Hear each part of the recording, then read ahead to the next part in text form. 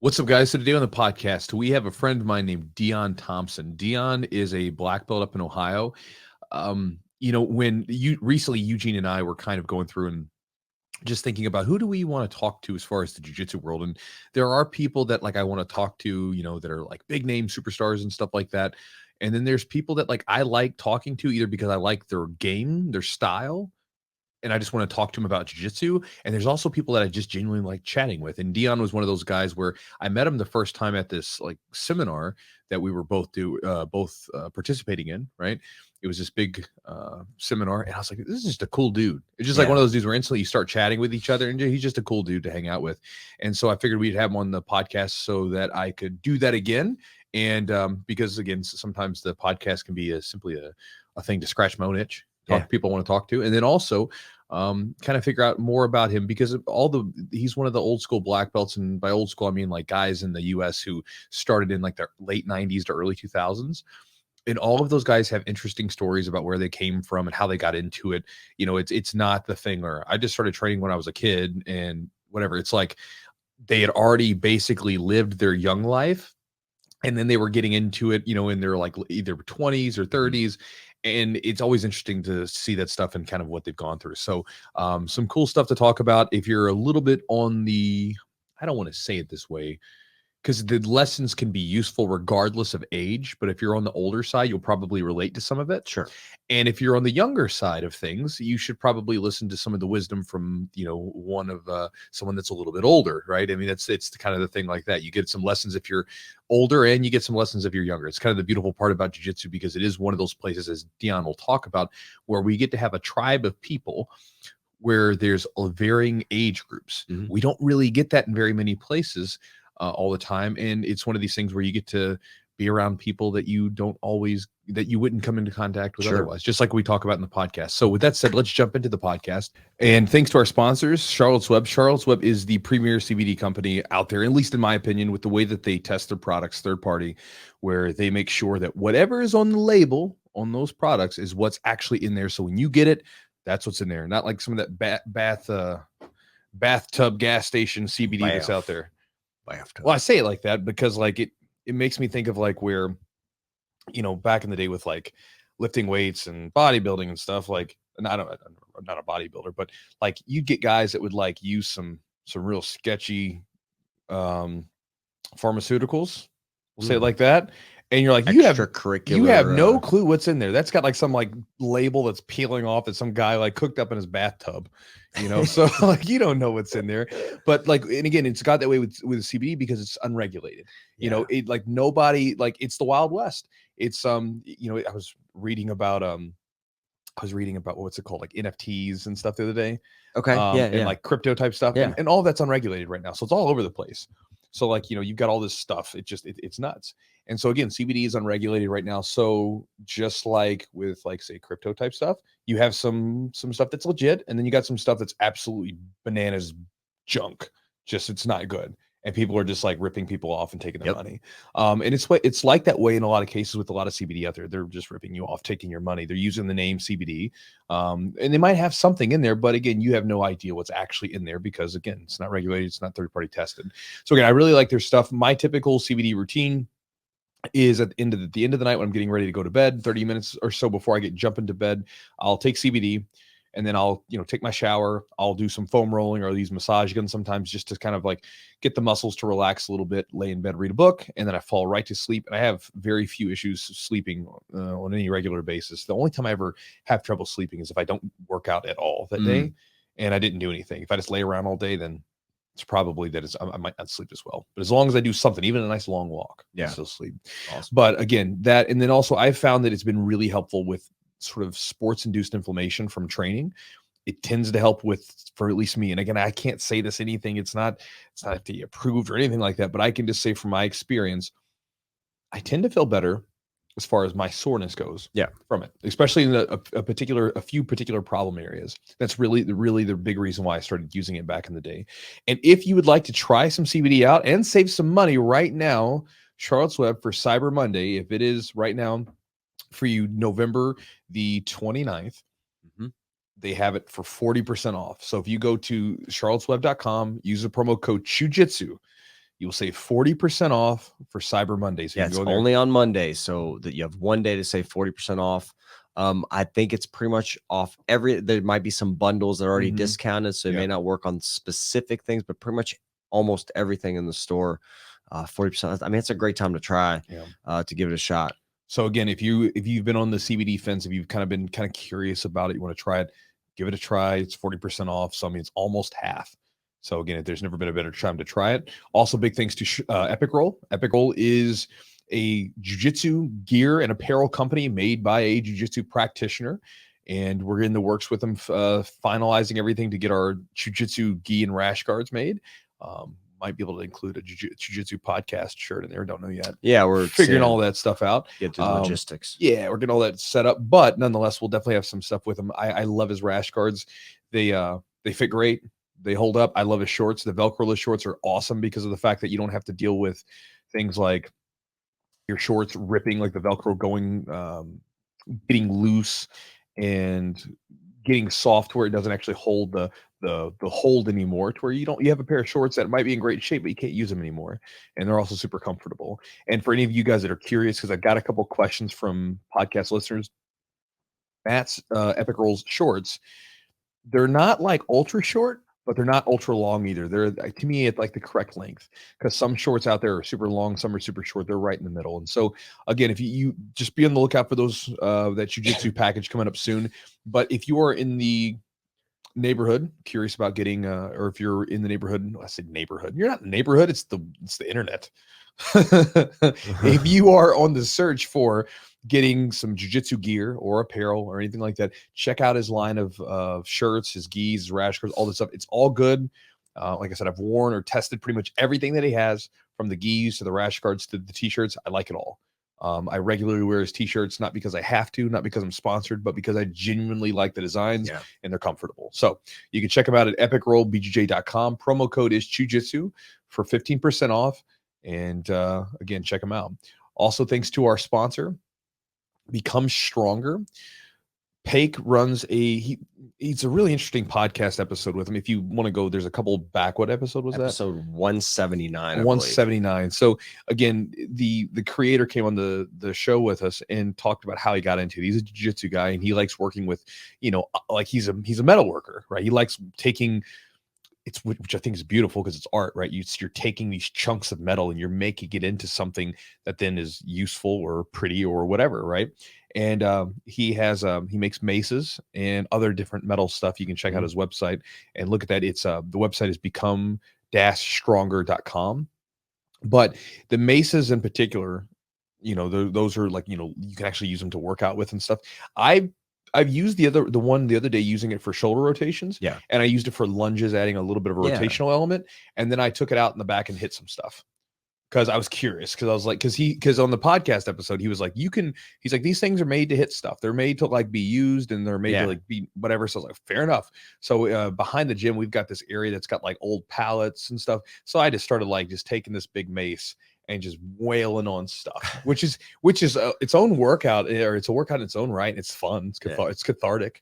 But the mace had no problem. I even at one point they were redoing the blacktop in the back. Yeah. So I was like, well, they're going to redo this tomorrow anyway. Let me see if I can just tear some of this up. So I started banging it against the blacktop, and it held up just fine. So that's crazy. Again, the welds did not break. It didn't start rattling or anything like that. So it's a heavy duty piece of equipment, and it's reasonably priced too. So if you're if you're interested in doing some like mace work or anything like that, or with some odd objects made of metal, check out his website at become-stronger.com. Promo code is Chewjitsu, and you get 10% off. And again, the prices on them are already pretty affordable, especially when you're comparing maces, because maces are typically really, really expensive.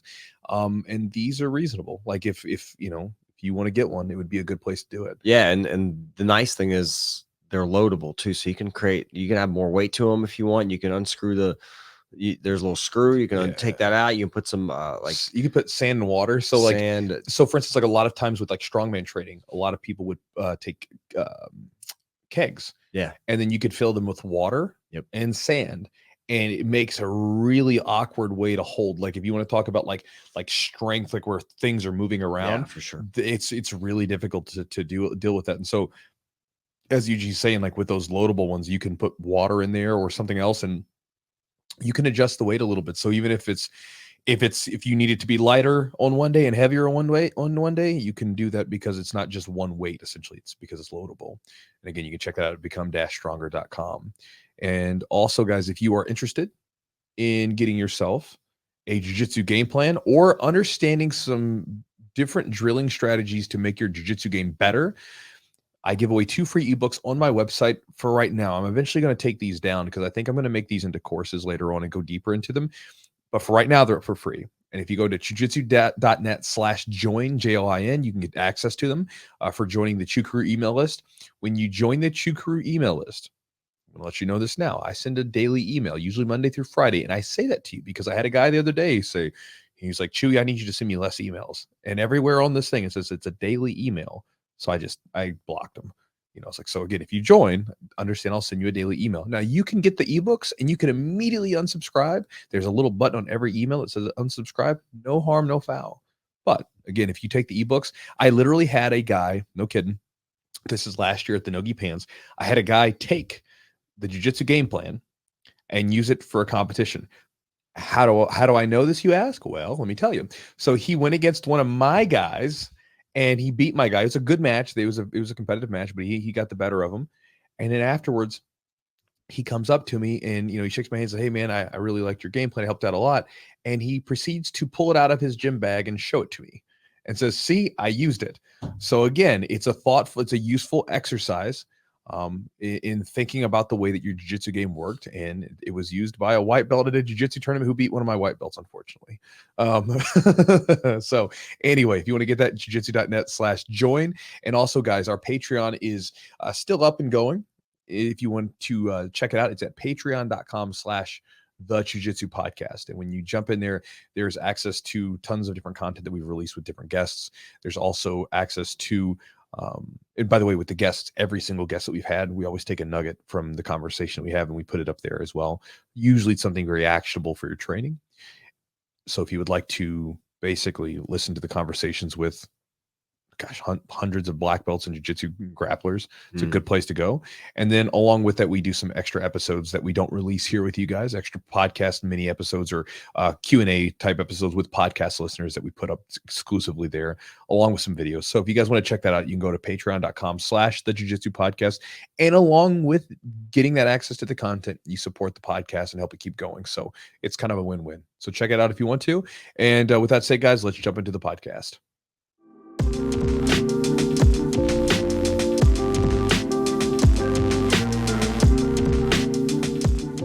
But yeah, man. So when we were putting together people to do the podcast with, like, sometimes it's like hard to I don't know why this is, but sometimes it's hard for me to think about people that I want to talk to in jiu-jitsu. And I was like, I just want to start talking to people either I like watching compete or people that I've come across that like I enjoy talking to. And obviously we've run into each other a few times, and you've always been a fun dude to chat with. So I was like, let's get to know that dude a little bit better. Man, awesome, man. I appreciate it. How's everything going in your neck of the woods? Man, everything is great. Like, man, I'm telling you, in terms of jiu-jitsu, just life in general, man. Everything. I know this pandemic had a lot of people down, but it really seems like it's re-energized at least the jiu-jitsu business. What about on your end? What's going on?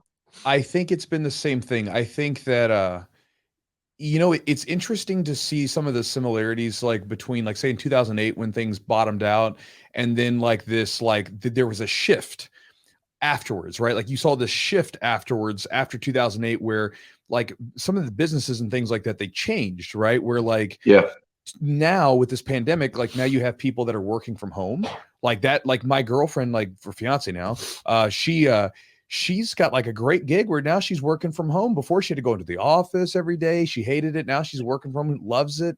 And it's a good gig for her. And you see that with a lot of people. And I think for that, in some ways, like with the re-energizing, you had the ability to work out and exercise and do jiu-jitsu and all those things taken away from you. And then I think that there was this, it's almost like loading a spring where it got taken from you. You want, it's like when you go on a diet, you instantly want all the foods you can't have. Right. So you had to go on this diet for a little bit where you couldn't do all these things that you wanted to do. And then as soon as things kind of started to get rolling again, and I know not everywhere it's the same, because I know some people are still apprehensive, but for the majority of us, right? Like, boom, it just came on. I remember when we opened back up last year, the gym flooded. I mean, it was just so many people coming in and training, and it's only been positive since then. So I feel like that's what I've talked to a lot of people. It's been the same way across the country. That's why, and that's what made me get out on that competitive circuit again, man. When it was taken away, you know, I competed a lot younger. Then I took time off, you know, because I really wanted to build my school up. I think it's kind of hard sometimes. You're trying to build the school and be a competitor. You know, as a competitor yourself, you got to be selfish sometimes. Yeah. But coming through this pandemic, I said, you know what? I'm just gonna go out and just hit all the tournaments and let's just see what happens. And that's what I ended up doing. How's that been going for you? Man, listen, everything is great. Now I'm an older guy. I still got a couple nicks and dings here, but everybody who does what we do has the same thing. So, you know, but not too bad. Feeling pretty good. How old are you? 53. 53. Yeah, we were. See, I was gonna tell you, I was like, because I was telling, I was like, I couldn't remember how old you were, but I remember I was like, I remember seeing you in person. Like, there's no way he's this old. You know, So, and I don't mean that in a negative way. Just like you got a young face, man. Yeah, I appreciate it. Got a lot of mileage. You know, played college basketball. I've been doing jiu-jitsu for, I think, going on 22 years now. It's been crazy. But like I said, the good thing about jiu-jitsu, and I wish more people would do it, just because I think it's a way, for me anyway, I always tell my students this, I would not be interacting with 20-year-olds in my regular life, but it's kind of cool, like when you get that mix of older, younger, you know, just different ethnicities. If the world was more like jiu-jitsu in a sense, I think we'd be a better place, because I really like I said, I mean, we're talking. Why are we talking? Because of jiu-jitsu. Yeah. Which is outstanding, you know? Right. I would have never known you otherwise. Right. We did that seminar a few years ago. By the way, I like the stuff you showed, and we just got kind of cool, man. And you showed me some stuff with the position I was playing with, and that's how we just connected, you know, and I thought it was awesome. Yeah. And I think what you just said it's kind of like nail on the head, because I think I was, I guess it was like a recent conversation with the guy that came up with like the Social Dilemma documentary. They were talking about how, like, you know, say like, for instance, social media, it feeds you whatever it is, like whatever sort of maybe like sort of particular ideal you hold, it feeds you more of that instead of like something else, like saying, hey, listen, we know you believe this, but here's an opposing idea that maybe you should consider, right?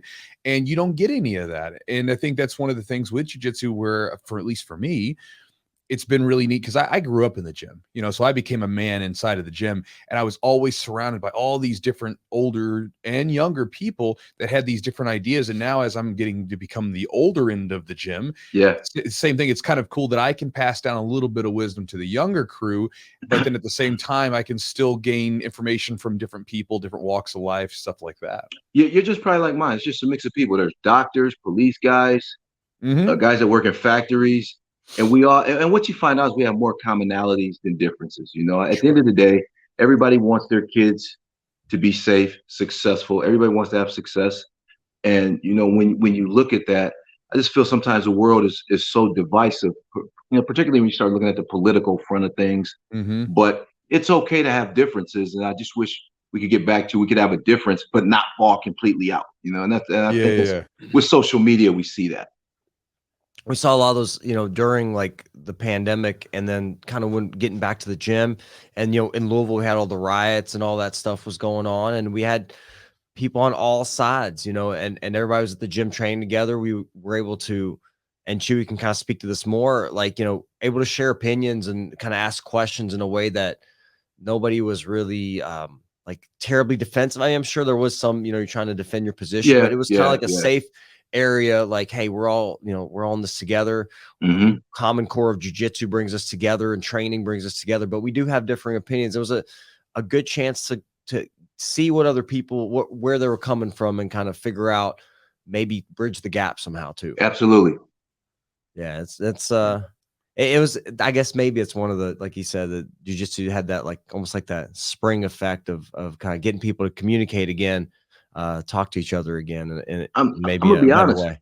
If you think about jiu-jitsu, there's been very few people, if I can even really think at all, people that I've met, competed against, that are just guys I don't like. Isn't that amazing? You know, people think, if you think about what it is that we do, like they say, we're actually simulating murder in a sense. You guys heard that, Sure, with the taps, yeah. that's what it signifies. But we're close because of it. I was explaining to a new student yesterday that just came in. I said, you know what's cool about jujitsu? He said, God, you guys are so close knit. I said, because there's an element of trust that we have to have. I have to trust if you get me in something and I tap, you're going to stop. Vice versa. She said, oh, I never thought of it that way. I said, yeah. So that's what brings the closeness in jujitsu, that respect factor. Yeah, because that's something you think about. Like I wouldn't feel secure in allowing some random person on the street to come up and wrap their arm around my neck, and expect them to let go when I give them a little tap on the arm. It's something that it does. Like I've had guys in the gym who I had we would share very few words with each other, but at the same time, I felt very close to that person because of the things that we've gone through over the years, just because again, you have a bond that's far more, it's far more primitive than just the talking and stuff like that. It's crazy. And it's hard to explain this to people who don't know, because people think it's crazy, or you get the people who think when you say you do jujitsu, they still, oh, you do karate and do the karate. They give you the karate chops. Which is very annoying to me, by the way. I'm sure, it's like, okay, but yeah. So man, I'm curious, how did you get into jujitsu? Probably like a lot of other people. So this is a great story, actually. So I'm at work, and one of my fraternity brothers actually showed me a videotape of the first UFC with Royce. Okay, like a lot of us older guys did. And he said, man, you got to watch this little skinny Brazilian guy. I don't know what he's doing, but he's doing stuff from the bottom, and guys are stopping. I said, really? At the time, you think about it, we're Americans. We grew up wrestling, being on top. That's the bully position. So I watch, and then I pick up a magazine, right? And it had Saulo Ribeiro on the magazine. I'm at work looking at the magazine. A lady comes up and says, hey, you know that he's here. I said, no. This guy's Brazilian. He's not here. He's in Brazil. No. He's here. He's having a seminar. I said, are you sure? Like this guy, it's on those old magazines. Anyway, I said, okay. She brings me the flyer. Happens to be at Chris Blanky's place. You and I talk, Chris. Because Chris helped bring him over to the country, didn't he? Yes. Yeah. I go, and lo and behold, there's 5 of us in there, 6. And he comes out. I'm like, wow, this was for real. So I was blown away. I thought I was in shape. I thought I was athletic. And the way he twisted me up, at the time, I said, you get 1 or 2 reactions. Either guys will say, it's not for me, because their ego gets in the way, or you get the guy that says, you know what, I need to learn this, because I'm not trying to go out and get beat up by some guy way smaller than me. I was the latter guy, and that's our training with Saulo and Shanji and Leo. Saulo, Shanji, and Chris. Like Shanji had the most influence on my game though, or in my early years, because they were here for 6 years. Yeah, and like it's funny because Shanji pointed this story out on Flow Grappling about, he told me to start triangling people. And my first couple of tournaments, I tried it, but my guard kept getting passed. The little big guy pass where they throw, you throw a triangle. And I was like, I looked at Sean, I was like, man, are you sure? He said, just trust me.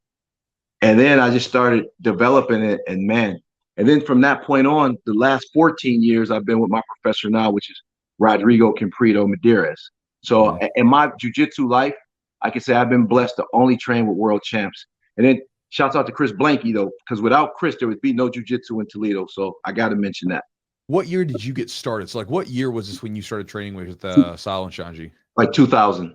2000. Okay, because I'm always trying to put it in my own head, because I started in 2003, and so I'm thinking about that landscape of where it was. Because I remember watching Saulo and Marcelo Garcia compete at the Arnolds. Yeah. I mean, I watched Shanji compete at the Arnolds. I was there when the year that so I remember competing at the Arnolds in 2004, and I watched Shanji in the division that he was in. He was just this jacked young guy, and he was doing the arm drag to a single leg, taking everybody down. That was someone else. He was taking the guy that he went against, Shoney Carter, was arm dragging, taking everybody down. And then when Shoney Carter got up to him, he was like, "Oh, my rib hurts, man." He's like, "I can't compete." And but that was the same year that Munson tackled the ref. That was so crazy. Yeah, he was fighting Paige Apano. I remember that. Yes, They didn't like the call. Page Apollo claimed he got neck cranked. Yes. Yeah. And then he tapped. And, if you tap, that was supposed to give him an automatic win. But, back in those days, I guess it was some serious money on the line. People don't know this, but the Arnold used to be the premier tournament. It was 3Gs. So, I mean, that back in the day, that was good money for those guys. Great money. Heck yeah. Now, in terms of the way the tournament was ran, being there all night, I never did an Arnold for that reason. There were people who wouldn't get on the mat till like 11, 12 at night. Bro, I did my open division at midnight. So you know what I'm talking about. Yeah. You know what I mean? That's crazy. Love it. But the name, who's who, they were all there. So, yeah, it was cool. So what was jiu-jitsu like back in like 2000 when you got started? Well, we didn't have the nice fitted gis that everyone wears now, for sure. Yeah. The gis weren't. But what I liked about it though, it really was. The basics were stressed. Obviously the fundamentals, which I still think work to this day. By the way, no matter what people say about modern jiu-jitsu, I still think fundamentals are the foundation. But it wasn't as many tournaments as they are now. Like I actually have one. I started in 2007 that a lot of people come to, but it was difficult to compete. You had to really try to find a tournament. And I thought seminars were like 4 hours long back in the day, which as we know now is way too much. I remember I went to a seminar, I will say no names, but I learned about 50 things and I thought I was learning something. I walked out, didn't know anything. Yeah, so I said, if I ever do seminars, I will never, ever show a million different moves. Yeah, I was impressed, but I didn't know anything. So, but I think that's when the Brazilians started transitioning, coming over here to America and things like that. You remember, like seminars were really expensive back then too, but we didn't have it. So anybody who came, we were just so excited, and it was no internet. So we got everything off. I'll never forget my first set of videotapes, that Mario Sperry series. Oh yeah. Yeah. That's one of the best series.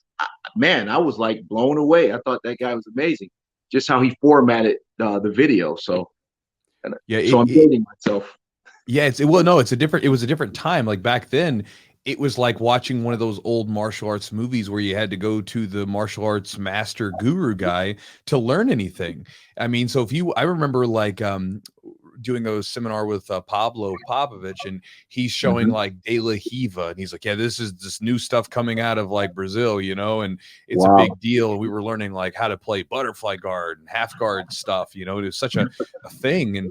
But again, if you didn't come into contact with those people, or in the DVDs and they were actually DVDs, right? We say that a lot of times, DVDs, the actual DVDs. The DVD started coming out, but it started off as video, VHSs. They were expensive. They really were. Yeah, they weren't cheap. Remember, you get your hands on. It's like, I can't wait to go back to class. You try your instructor, and it still didn't work, but it would work for some of the other white belts, So it's a good time, man. And I think back then, I really think in terms of you kind of were, in my opinion, it was more stress that you just train with your team. Wasn't a ton of cross training done back then. If it was kind of underground. Go. Why do you think that was? And why do you think it's kind of evolved to kind of more of an open format where people cross-train a lot more? Well, there's not many secrets now. Let's just be honest. I mean, there's still some things, but back then, I think each team kind of had their own style. But I think people realized to get better, like boxing has always done that from what I'm hearing. I heard wrestlers. I heard they always, I didn't do either one, but from what I'm hearing, they would always have that format. I know as a basketball player, all the college guys and the pro guys would come back here in Toledo, like Jim Jackson, Dennis Hobson was a buddy of mine. And we all played in the summers, so the best guys would play, and it just sharpened us all up. So I think jiu-jitsu just kind of got on that later. How did basketball kind of get you into jiu-jitsu? Like, how was it helpful as far as your transition to jiu-jitsu? Do you play college ball? I did. Yeah, I played University of Toledo and IUP. That's where I finished. So for me, and then I was a pretty high-level basketball player, so I always was a competitor. So for me, I was used to kind of being in the big games, being around the crowds, and that never really bothered me. So, and I played against pro guys, so I wouldn't get freaked out by like a name or you know what I mean, just because I grew up playing high level sports. I was a scholarship athlete, so it didn't bother me much. So I think that's where it helped. Yeah, and you liked kind of starting at the beginning again, because you were a high level basketball player. We had to go start at the beginning with the, with the very basics and being kind of at the bottom of the totem pole, so to speak. And I didn't know anything, so some wrestlers, they come in my gym now. I have a black belt. That's a really good wrestler. He was like a state qualifier in high school. I was like, man, you had to come to a basketball player to learn jiu-jitsu. So we always had fun. But I didn't learn. Wrestlers come with certain habits. Yeah. Even now, they're always getting guillotined because they're used to playing with their head a lot.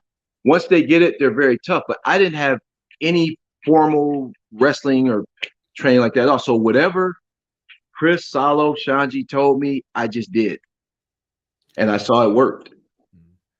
That's funny. You mentioned the basketball thing. I remember in wrestling, because they're both in high school. They're both winter sports.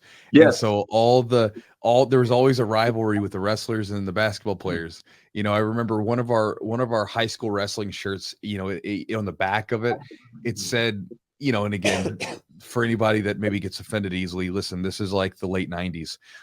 It said, in the winter, while women are playing basketball, men are wrestling or whatever. Men are in the room wrestling, or in the men's wrestling. So basically just like saying we were more tough than the basketball players, that kind of stuff. And looking back on it, you were. I mean, I but think, it's just different, But the thing is, though, our sport, like, we had more fanfare, but you guys you had people watching your games. Probably people came to our wrestling meets were like our parents and stuff. No one cared. Right. But looking back on it, I used to make fun of wrestlers all the time. And like, man, I would have got beat up back then. You know what I mean? We just basketball guys always just thought they were cooler just because we had the fans there, But turns out, not so. Well, yeah. I mean, you're pretty much, you guys didn't have any takedowns, and you're tall. It's hard.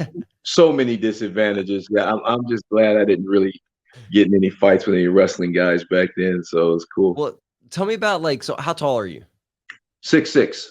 So how does that size, have you used that? Obviously triangles, but do you think that's been advantageous in other ways for your jiu-jitsu?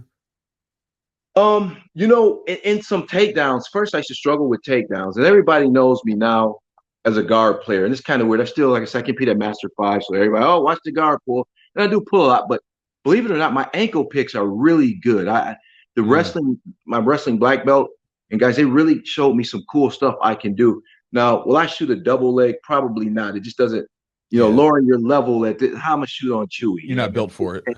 Yeah, but the ankle pick is safe. Collar drags, things like that. To me, I like safe stuff that if I screw it up, I'm not caught in a weird position. Mm-hmm. But ankle picks, love them. Yeah, well, also with your length. So, I was reading this thing in this book, and it was talking about basketball players, and it said that the common trends physically that tend to exist in basketball players, it's not just pure height. Height's a part of it, right? Mm-hmm. But it's the height in relation to wingspan, and then a vertical jump. So I imagine you probably have pretty long arms too. And God, yeah, I got a super long wingspan. Yeah. And I could jump really high back in the day, not now. Right. But so this thing about an ankle pick, having like a long wingspan, if you can get a guy down there and you can just scoop up and reach out with that Stretch Armstrong hand and just snatch it up, I mean, that's going to be super helpful. Collar drags too. If you get a collar drag and I'm trying to fight it, if you've got that hand where you can basically hold, I mean, I bet you if you had a collar drag and you stiffened out, I mean, I probably wouldn't even be able to reach you. You know what I developed too, and shouts out to Comprito for this. I developed a great Uchimata as a single leg defense. The guys shoot that Uchi is like for tall guys. So it's saved me a couple times. I'll be honest with you. Yeah. Do you grab like the back of the collar as they're going in and Yep. And just turn, and because guys when they shoot, they're not just they're shooting through you. So if you can get that Uchi in there, and it's good. And I grew up studying guys like Hodger, Comprito. I started looking at the tall guys. Yeah. Braulio, guys like that. Yeah. I always was a good, and I think that's where playing sports helped me too. I'm very good at film study, even now for my students. I can kind of look at a person and kind of break down tendencies really well. So I think that's helped me on the competitive front anyway. Do you do a lot of I mean, I'm sure kind of at Masters 5, there's a similar you probably go against similar people. You've seen them time and time again. Do you do any kind of like scouting? Do you kind of game Oh plan man, specifically for your of course, opponents? of course I do. I mean, you'd be silly not to. You know what I mean? The good thing, what I love about the Masters division at black belt, is you start fighting guys, man, that you were legends, or guys that, like, for example, I was one fight away from fighting Megaton last year in the open division, and he's a guy I looked up to, and I just kind of had a hiccup in the semifinal, just kind of looking past. But yeah, I'm always scouting, and that's what Caprito and I always talk about too. He'll be like, okay, this guy's in your division, he's very experienced. Watch this, watch that. So yes, absolutely, I scout. People scout me. It's out there now. You'd be silly not to. Yeah. Yeah, I think it's interesting what you said too about like scouting. Like, for instance, a similar thing you said, you're good at watching tape, and I imagine when you were watching guys that were similarly built, long guys, things like that. That's the people that you're looking to for some possible nuggets to take in. Yeah, I'm sure you probably did the same thing. Like when you were playing basketball, you probably found people that were maybe a similar position to you, or same position, or similar build, so that you could see like, well, how are they using this particular position, and maybe how could I use it too? Yeah, absolutely. And it's funny because, with students now, they'll come in and they'll say, hey, I saw this on YouTube. I'm like, okay, back up a little bit. You've been here a week first. But I tell people, watch fights. If you can try to find somebody with a similar build as yours, not to say you're going to have all the attributes that they have, like with flexibility or whatever, but you'll probably see some things like, okay, this is some cool stuff I might can use. So yeah, I love watching. I love watching actual fights more than I like watching instructionals. As crazy as it sounds, but I learn more from watching fights and rewinding and things like that. Yeah, I think with me, I do this thing where if I find something in an instructional, I want to find it used in a live situation, because like when you watch, say, an instructional, they're not all like this, but I think some of them just as just like we were talking about the seminars. The seminars used to be 4 hours long. You'd learn a ton of stuff. You couldn't remember anything. I think sometimes some instructionals that have watched, they add unnecessary techniques to the mix, right? Like where it's like, I'm just going to give you I wish there would be like a disclaimer, like, this is the stuff I use on my white belts. Here's the stuff I use on the black belts, right? It's like, because sometimes I watch techniques, I'm like, I've never seen anybody, not to say that it couldn't be done, but I haven't seen anybody use this on a high level, or I haven't seen that person use it in a competition. So, getting to it, I think it's one of those things where when you watch something being used in a competition or a match or a fight, you're watching it being used under like the highest stress that we can offer it. So it's been tested. It's a legit technique. It's not something that you do for show or for an Instagram like or something. Chewy, my students will tell you, and I hope someone will. I know I'm going to watch this.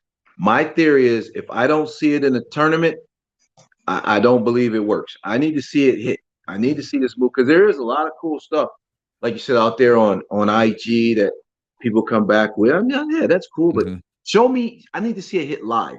Yeah. Because as we know, sometimes there's nuances and setups you don't even see. So yeah, I agree with you. By the way, my guys love you. They watch your stuff. You do a good job of breaking stuff down, because you simplify it and it's not super long. I agree. There are some instructionals I've looked at. I'm not going to say I don't have any, because I've obviously looked. But I wake up the next morning and things playing, you know what I mean? I get sleep. So I like the short stuff. What are you seeing now? Like what specific things maybe are you working on, or what trends are you seeing that maybe you're trying to keep your students ahead of the curve with technique wise? Believe it or not, I know everybody is on the leg lock thing, and you have to do that.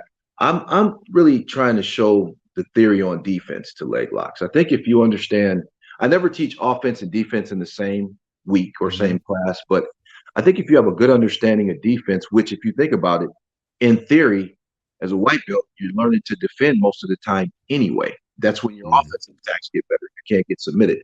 So I've been working on that, and I've been going back to a position that I don't even see used much. I love the north-south position. I was teaching it all this week, and I was telling the guys, like, this is a position that takes away a person's biggest leverage, their hips.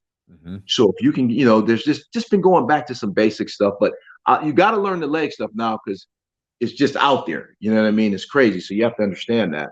And the no gi part anyway, because we're seeing this, I guess, big surge in no gi. I still believe in the gi. I still think the gi is where it's at for me anyway. I don't like getting my neck wrenched all the time. No gi, even though I teach it. But yeah, that's what I've been working on. Yeah, I remember seeing. I got a bunch of questions from people asking about the. I think was it Gordon Ryan said that the gi is going to be gone in like 10 years or whatever. I'm like, no way, bro. I'm like, the people asked me what I thought, and I think the no gi has always been popular, especially at the high level for fighting aspects. It's like the ADCCs; those have always been popular. Absolutely. But there's still a huge amount of people that absolutely love competing and training in the gi. And as long as you have that, the gi's not going anywhere. It's still a part of jiu-jitsu, and it just is what it is. Well, Chewy, take a look at it. People can say what they want to, but the best no gi guys are still great gi guys in the world. You have a few guys, even people say Gordon is a black belt. He trained in the gi.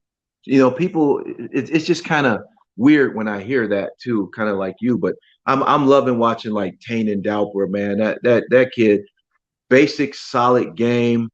Giancarlo Bodoni. I like some of these new guys that are coming up, man. They're really fun to watch. I knew this was going to happen at some point where these young kids were going to come into the mix and they were going to, pop up and stuff. And then I'm interested to see what happens with the next generation because, again, guys like you and me and different people around the country, we, sort of pioneered and blazed the trail where we helped build up these gyms. Guys don't have to go train in the back of a racquetball court anymore to train. Right. They can like go into a gym that's dedicated to it. They have whole teams of people training there. And then that's all it is. It's a jiu-jitsu gym. And so, I imagine the level is going to only increase, but it's really fun to watch these young guys get after it. These young women get after it who have been training since they were children. And now they're coming into their late teens and early 20s. And they're just, it's crazy, just seeing the level of how good they are now. If you think about it, we kind of saw it coming too, kind of like you said. We were older when we got into it, but it's like, look how good Americans are. Look how good we are at basketball, football, wrestling, things that we grow up with. There's always going to be that LeBron James is going to come along. And it is cool to see, like I said, a lot of cool young American guys that are training. And, I'm sure I got a couple of young killers coming up in my gym. I'm sure you do too. I'm excited for that generation if they can stick with it, Well, I think, it's such first of all, they start earlier. They have nicer facilities. There's more chance to prove, to test your skill, right? And that's where you get a lot of, you take a lot of the guesswork out. You go to a tournament and something doesn't work, you know what you have to work on to fix it, right? And that could be every weekend you're competing in multiple divisions or, gi and no gi. So that, and then you got obviously the internet, you've got instructionals, everybody's showing, you see a technique, something new that works, and everybody's doing it the next day at the gym or practicing it. So it's like instantly, if something works, people are getting on that before, like you said, VHS tape. It's like you got to wait to get that thing, and there's only very few of them. So it's just exponential. It's cool. Like I said, I really like the direction it's headed. And now there's money involved in it for the young guys. There are guys that could actually, make a living. Tim Spriggs, a good buddy of mine. When he was here, he was at my house a few weeks ago, and he was like, man, who would have ever thought you can he made 30,000, or actually like what, 32 or some $1,000 in the last Who's Number One event. That's unheard of money. Victor Hugo just made 20,000 and Tane 20,000. Like, now guys have more incentive. Like we grew up wanting to be pro football, pro basketball players. Now guys can really say, hey, I can make some money at this thing, doing it. So it's kind of cool, and sorry, go ahead. To your point, you're getting higher caliber athletes, right? You're getting some athletically gifted people coming in that, not just like the nerdy guy or the out of shape older guy coming in wanting to get in shape. Yes. I was in 26 when I started. I've been training like 12 years. I was like already, probably getting to the end of my athletic peak, but now you're 5 years old and these kids are rewiring, their brains are kind of wired with jiu-jitsu. It's just incredible. Like you think about it. I mean, they say the best time to learn a foreign language is when you're young. Yeah. So if you're learning technique at that age too, it's going to stay with them. But you're right, man. And when you say the better athlete, I agree with that. Like Muhammad Ali, he probably could be a pro linebacker if he decided to play football. I've never seen him in person, but I've seen how he's built. I've actually seen him shoot, Chewy. I mean, that guy is a super athlete. Oh, yeah. Whatever sport he picked to play, he would be good. Hasim Rita, the same way. Guys like 6'6", 6'5". Yeah. He wanted to play receiver or, learn basketball. Those guys are great athletes. Yeah. It just, there's no denying that that's an advantage. You used to make that argument like, well, technique over, strength or what. Now those guys that have strength and speed and they have skill as well. And so it's just tough. So you figure it this way. I always look at it. I always tell my guys, because I get a lot of athletic guys, young guys, but there's a danger in making your jiu-jitsu attribute based as well. You know what I mean? Because you're not always going to be fast. If you want to do this for a long time anyway, you're not always going to be strong, you're always going to be fast, but the technique is there. Now, with that being said, you are 100% right. I mean, those guys, because there are some things that the attributes can make up for if you're not as technically sound. I agree with that. Well, that's like if you watch, say, like boxers, like if you look at the way that, say, like Roy Jones and James Toney, how they aged with boxing. James Toney was a more technical boxer, but he didn't have the attributes that Roy Jones did. Roy Jones, I mean, the guy who could literally put his face out there and like, you can't touch me. And then as soon as he started to get a little bit older, that started to go. Whereas James Toney, he hung in there for a while. And then he was so good at slipping and some of the basic fundamentals that, like, as he got older, he was still pretty solid and was able to win a lot of matches where Roy Jones was like winning. And then it just dropped off. Okay, Chew, I gotta mention this because my stepson's going to see this. Okay. He actually dates James Toney's goddaughter. Oh, did he? Does he really? Comments, small world. I didn't tell him to say it, but he always makes fun. He's like, man, I want to get in a boxing match. I was like, do you know who this guy is? You know what I mean? So you don't want to box him. I agree with you on that point. James Toney. Yeah. Yeah. He was such, man. There's one of my favorite fights with James Toney. Like, he was slipping the guy's punches, and I can't remember who it was, but then he gets up and sticks his tongue out at him, and then he goes back to slipping his punches. I mean, he was just so good at that kind of fundamental game and understanding the proper defense to things. So going back to, like, so now I don't know if you do. What do you do? Do you do jiu-jitsu full time, or do you do other stuff too? I do other stuff. I have a jiu-jitsu gym, and I do broadcasting, and I actually work at a child protection services agency. So I do quite, but I'm getting ready to retire from that. But I've had my gym. For a minute. That's like 2008 or something. So I've been teaching for a while. But when did you decide to open it up? I decided to open it up around 08, 07, I believe. It was 07. I decided to open it up. I was kind of asked to leave my previous gym. We're good friends now, so I always make fun. I always make fun, and I can say this too. I hope Chris is watching. I'm like, dude, the amount of black belts that you kicked out of the gym, man, you'd have like 1 million of us now. Oh, Blanky. Blanky, by the way. Anyway, that's my little guy. I call him the seafood. He's a character, man. You know him, Chewy. Yeah, I've met him before. He's a character. Yeah, he's still rolling strong too, man. He's got a strong team around here in Toledo. So I opened up and I met Kimprito, and we decided. It was funny because I just had my 10-year anniversary as a black belt. I know every 3 years you get the degree, but he was here Wednesday, and we were talking. I was like, man, we've been friends 14 years. It's crazy. I remember his son being born, and he sent me the picture. And it's just really weird. So, but one thing I always wanted to do, I tell people this, and I wouldn't advise it. I was a purple belt at the time. Back then, it wasn't a ton of purple belts, but I think purple belt to me is that weird belt in terms of people kind of think they know more than they do. And that's when you see people maybe wanting to branch off and leave and that sort of thing. But I would advise against it because I was not the instructor that I am now. Back then, and you know this, Chewy, you guys probably know it as well. So back then it was about, man, I had to prove to everybody anybody came through the gym, I had to put it on them. I had to prove I knew jujitsu, which is kind of silly, if you think about it now. Because I may have ran off some great people. Who knows? I mean, but right now that's how we came up.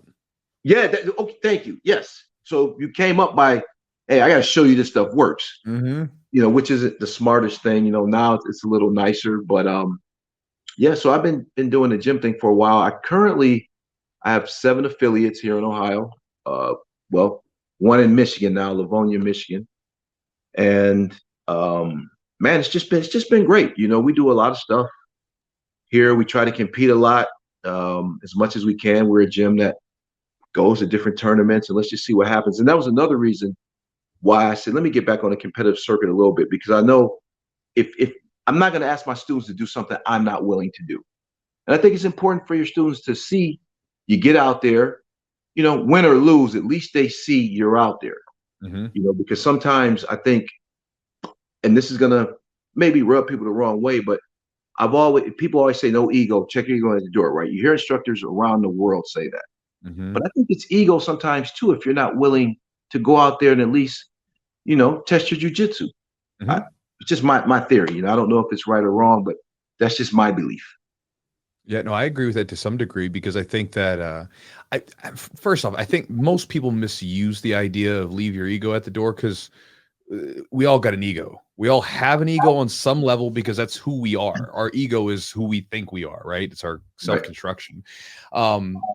But a lot of times I've seen people where they, say leave the ego at the door or whatever, but like you said, where they maybe won't compete. Like they competed at every belt, and then as soon as they get their black belt, they're not competing anymore. Man. It's like, bro, you're scared, and it's your ego that's getting in the way, because you don't want to lose in front of your guys, because it's I've done it before. It's not fun, but it happens. But it's so much more powerful for your students to see, because it's one thing to hear someone say something to you, and it's another thing for you to see someone being. Like, actions speak so much louder than any sort of words you can possibly say. Absolutely. And once again, if a guy has physical ailments or something like that stops you, I'm not talking about that guy, but I am talking about the guys, like you said, they get their black belt and they disappear. They don't, they feel like it's going to tarnish their image in front of their guys. What I found was, man, the students love you even more, it seems like, after a loss. I mean, all the wins you get, like, it's kind of great, but when you lose, remember I made a post. Matter of fact, I lost in the finals of the Master Worlds last year, and I was like, wait a second, I got more likes on this than when I just won the Pan. What's going on? So you'd be surprised at that, but I think it's cool, and it's good for them to see you out there too. Because when people come to my gym, I train with everybody. I don't, like I said, the ego's gone now. I mean, who cares what's an old guy out here doing a black belt? But I do believe in that. I like to train. I like to stay sharp. And I do it, and I tell people the reason why you should compete is this. This is the only thing. You're not going to go around getting into street fights, obviously. You probably go to jail if you do that. But the only way to simulate adrenal response is a tournament. And all you're really trying to see is if you can perform under that stress when that adrenaline kicks in. So if something happens, unfortunately, out on the street, at least you can move. You won't freeze up. That's always my favorite.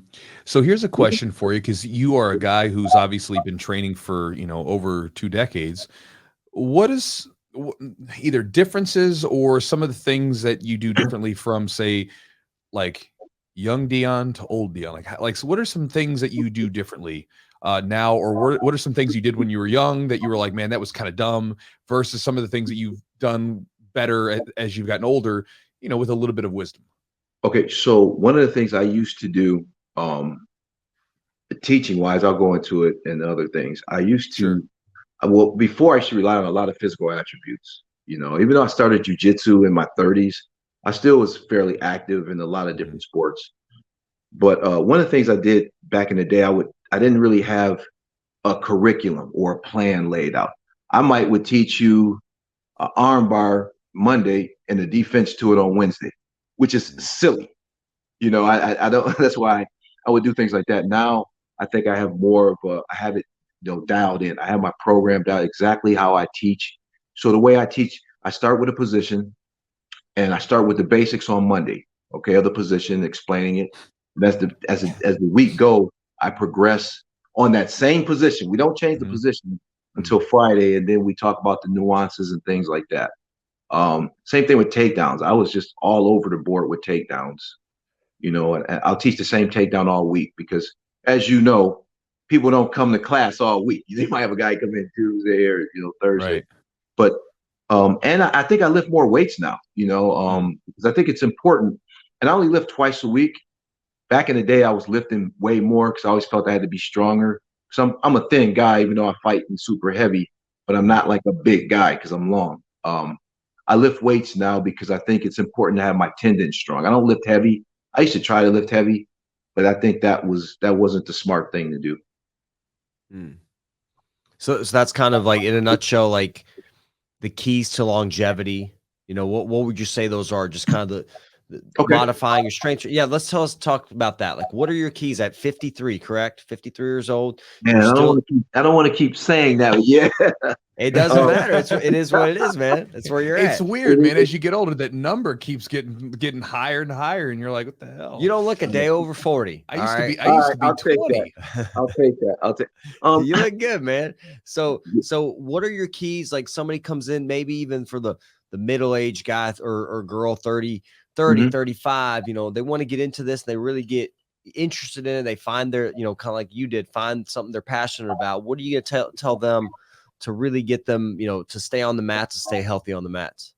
Well, first of all, you got to learn how to tap. You got to learn to, because the ego really does get in the way. Like, you might be training and something weird could happen, like a guy could be wrenching your neck a certain way, even though it's not a submission. You kind of, I just tell people to tap often, tap early. And this is weird. I always tell people this. People are like, man, you've been doing this long and you don't have cauliflower ears. I was like, I never let people wrap my head. I learned that early on. I'm good with framing, believe it or not. So little things like that, I think, and know your body. There's going to be times when you can't train full go Monday through Friday. You just can't do it. There's going to be times where you come in, hey, I just want to drill the technique, but still come to class, obviously. Drink plenty of water, get plenty of rest, and you have to do some strength training just to keep your tendons strong. At our age, there's always injuries, like weird freak injuries. But that, to me, that's been the key. And just having fun. Once it becomes a task or a job, or it's not fun, you want to come in smiling. I love going to the gym. I love it. Every time I go teach a class, I get so excited when I see people in there. People are like, man, you're always so excited. I was like, I don't know. It just feels, I love the energy and the vibe that it brings. So I would encourage anybody to do this activity. It's, you say I look young, but I have to think, if I didn't do jujitsu, what would I be doing?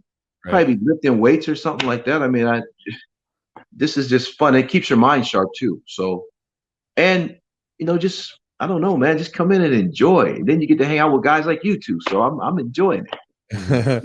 It's we were training this morning, and that's something that, like, I try to like structure some weird drills from time to time to get people out of that like seriousness trap. Yeah. Because when you take things like jiu-jitsu way too seriously, and we've all done it. I mean, I did it too much when I was younger. Like, I got my own way. Like, the more relaxed I got with it, the more fun that I had, and the better that I got. Right. It's like, for some reason, I always go back to this idea that it's almost like a date. It's a relationship, right? If you go on a date with a woman and you're on that date and you're like, I've got to get a second date with her. She's got to like me before we're over with it. Like, it's going to go awful because you're being incredibly needy, right? She's not going to want to be around you. But if you just go in there and have fun, like, she may or may not like you, but more than likely, you're going to be a lot more entertaining to be around because you're just loose and you're yourself. And for a lot of people, when they come into jiu-jitsu, they're so damn serious about it. Oh my God. It gets in the way, right, from the moment. And we did this drill this morning where we've been doing leg locks this week. I had one person in the drill would basically, they could do whatever they wanted to, but they could only submit with leg locks, and they could use their whole entire body. And the other person that would start on the butt, they could use their hands to post around on the mat, but they could not use their hands to grab the other person. And then they could only defend They could not. So basically, the person's going to get submitted, and the idea was to bring is to get them hyper aware of their feet. So they like, it's just like how we get hyper aware of an injury, and we get really good at protecting that area. Can I get them to be hyper aware of their feet and be very difficult to leg lock when you can't even use your hands? But it's also to make sure that you yield to the submission, that you just kind of go with it. Like, look, you got submitted. It's not a big deal, right? So it's fine. Right. We're just playing around. And because the more you can play, I mean, that's humans' default way of learning anyway. We just mess around with stuff. And so the more you can get that going, I think the easier the jiu-jitsu becomes, because you're not, like you said, you're not so serious. You're not letting your ego get in the way of it because you got to win or whatever. Well, one of the things too I do, Chewy, I think helps. Every year I try to make a team trip. Like last year we went to New Orleans, which was super cool. I think there were like 12 of us that went. This year is probably going to be even more. But I like to do a team trip because it builds closeness, and then we get a chance to really enjoy one another. You know, I always said this. I don't want to have a student. I've been blessed to where I don't have to just take anybody, and I won't. You know, there's a standard I have of people that I'm looking for. I want the right people. But like I was saying, I want people that I can go out and have a meal with. People I can share my family with, because what we got? I think we got like, at my gym now, there's like 40, I think at last count like 44 kids in there. So I want it to be an environment to, obviously it's a structured environment. It's not silly, but I want the people, when they're interacting or running past, that they can see a good person. And those are the people I want to attract to my academy. And they say your vibe attracts your tribe. I really believe that, so I try to do that trip, and we get to know one another, and we have a great time. And it's just a lot of fun, man. Jiu-jitsu, I met some of the coolest people in the world doing jiu-jitsu, flat out. I like that. Vibe attracts your tribe. Yeah. Dion, what do you look for? Like, if you see, you talk about, we kind of mentioned, in basketball, like a LeBron James. We talked about athletes, like Muhammad Ali. When you see a student come in, maybe even a younger kid or just a teenager, whatever, when you see somebody and you see that they have potential, what are you looking for? I've seen, it's funny because jiu-jitsu is kind of weird. Some people that I thought were going to be like killers, maybe didn't turn out the same way, but I've seen some lambs come in, and I'm sure you guys have seen this too, and turn into lions. So to me, it's the guy, if you got a good attitude and just willing to learn. Now, obviously, I've had a couple Division I football players come in there that turned out to be pretty good. But I got a kid right now, and I got to mention him. His name is Jesse Rodriguez. He just won the Pans, the kids' Pans. He totally surprised me. Was terrible as a kid, like kind of immature, wasn't very good. And then one day, one of my instructors, Mike, he comes up. He's like, "Have you rolled with Jesse lately?" Jesse's 15 now, but I think he started with us when he was like 11 or 12 or something like that. And I was like, "No, I have not." He's like, "You can't play with Jesse anymore." I'm like, "Huh?" I roll with him. And let me tell you something. I don't know where this kid, it just clicked like that. Because I've seen him tapping all the kids out, but he does the kids in the adults class. So then he's, rolling with the white belts. Okay, he's going to be fine. He knows more. But then the upper belts, I'm like, wow, this kid turned out to be good. So, but he had the attitude. He wanted to quit. He told me, he was like, I wanted to quit, but my dad didn't let me quit because he thought it was just such a good environment, and he turned out to be good. So, I just look for people that want to learn. I just feel like anybody can be good at jiu-jitsu, but obviously if you get one of those football players, one of those wrestlers coming through there. I have a wrestler, on my roster right now, new white belt from Ohio, wrestled at Ohio State. I don't want to give any names out because, I'm trying to still kind of mold him into the jiu-jitsu way, but he's tough, man. So it's like, so you get one of those guys every now and again, you get lucky. What does that mean, molding him in the jiu-jitsu way? He's still a wrestler. What do you mean by that? In terms of he still has to learn not to get guillotined. He's no gi, no problem. Very slippery, very tall, but the gi, he's still like struggling with people. So that's what I mean. Just kind of molding to understand some stuff. He's brand new, but he's got a great attitude about it. Never gets upset. It's just awesome. Yeah, and with the wrestlers, a lot of times I've seen this with wrestlers. I've seen this with like anybody that's in like that's been really successful in a particular sport. If they come into jiu-jitsu, they have to be okay with not being successful anymore. Like, because, you know, they come in and now it's like, okay, I was like, I like, for instance, I had a guy who was a football player, a good football player. I've had guys that were good wrestlers, and then they're incredible athletes, but when they come in, then they're getting beat up by, like, you know, the 15-year-old kid. Right. And that doesn't always feel so good. And so now you have to make room for who you are now. You know what I mean? And that's what I think people actually mean when we're talking about ego, leaving at the door. It's not about leaving it at the door. It's about taking it in and letting it be flexible to represent who you are right now in this moment, rather than who you used to be, say, like 5 years ago when you were the captain of the wrestling team or whatever it might have been. Yeah. It was hard for me. I mean, like I said, but it's funny too. Then I got another guy. Hopefully, they didn't get mad at me saying this. We played football. He's one of my instructors. His name is Vicente Bill. He's a really good purple belt. He wasn't the best football player in high school, right? You know, what was a decent wrestler. But man, the kid works so hard. Like he's starting to really turn into a very, very good guy on the mats, you know, like just you know, he puts the work in, but he was almost like a guy on a hamster wheel. He was working so hard, but he wasn't going anywhere. And it was just like, you know, now he's starting to understand it. I really believe this. I think anybody can be good in jiu-jitsu. Well, let me say this. Most people should be able to maximize a certain potential of jiu-jitsu. Like the one wrestler buddy, Matt Garber, my first black belt, he did MMA. And the reason why he came to me is because I was teaching at an MMA gym, and he said, "Hey, all I want to learn is how to get out a triangle on the arm bar. That's all I need." Could not stand the guy. Thought the guy was an idiot. Now, mind you, he's 6'4", 260 pounds. So, you know, he had to learn the hard way. But then I watched this guy, you know, he won adult. I think he won the adult worlds in 2008 in the ultra. But he really took to jiu-jitsu and just started understanding it, man. I guess I know I'm getting off topic, but I wanted to shout some of these people out because it's just amazing to see the transition. Here's another guy. You guys are in Kentucky, correct? Yeah. Ohio's huge in wrestling. Some of those guys, I always make fun. I was like, you know, there's bad basketball players in Ohio, but for whatever reason, everybody I meet in Ohio went to the States. I'm like, how many state champions are you allowed? You know, in wrestling? You know, I don't know, man. It's just been, to me, it's been outstanding. It's like, I really love jiu-jitsu. I love the people I come in contact with. You know, there's nothing like it. You know, you have family everywhere. Yeah, I relate with the guy on the hamster wheel story, because that was me. I was the mediocre football player. I was the mediocre wrestler.